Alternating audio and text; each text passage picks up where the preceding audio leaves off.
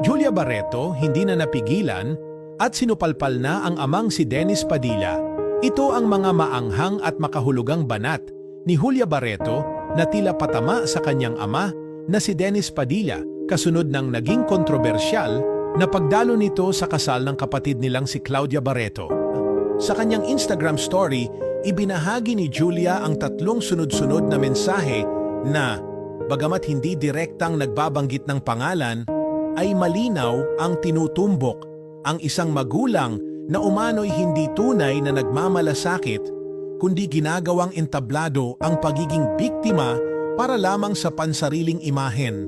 Una niyang sinabi, a narcissist doesn't care about being a good parent, they just care about looking like one. Isang matalim na linya na tila pagsiwalat sa pangit na katotohanan sa likod ng ipinapakitang pagmamahal ng isang magulang sa mata ng publiko. Ayon sa mga netizens, tila hindi ito simpleng quote lang, kundi may mas malalim na pinaghuhugutan. Partikular na ang tila pag-eeksena ng ama nilang si Dennis sa media tungkol sa hindi umano pagtanggap sa kanya bilang father of the bride sa kasal ni Claudia. Sumunod, ibinahagi niya ang, "To a narcissist, the kids are just pawns in their war to break you." Sa pahayag na ito, mas lumalim ang hinanakit.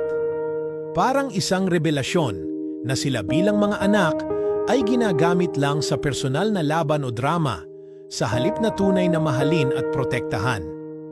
Lalo itong naging maingay matapos lumabas ang mga panayam ni Denise kung saan tila ipinapakitang siya ang biktima ng hindi imbitadong ama sa halip na unawain ang desisyon ng anak. At ang huli na para sa marami ay ang pinakamalakas patama, a narcissist's favorite role, the victim, because it distracts from the damage they caused. Dito tila kinumpleto ni Julia ang kanyang punto na ang taong inaakusahan niya ay mas gustong magmukhang kawawa kaysa akuin ang pagkukulang o pagkakamali. At para sa mga nakakakilala sa kasaysayan ng Barreto family, hindi na ito bago. Ang madalas na pagpapalabas ng saloobin ni Dennis sa publiko, ang mga open letters, interviews, at social media posts, lahat ito ay tila bahagi ng isang matagal ng siklo na hindi tinatapos. Wala mang direktang pangalan, ang bigat ng mga salita ay hindi maaaring balewalain. Para sa marami, si Julia ay hindi lang basta naglabas ng hinaing, kundi nanindigan para sa kanyang kapatid. Hindi ito ang unang beses na naging mailap si Julia sa kanyang ama.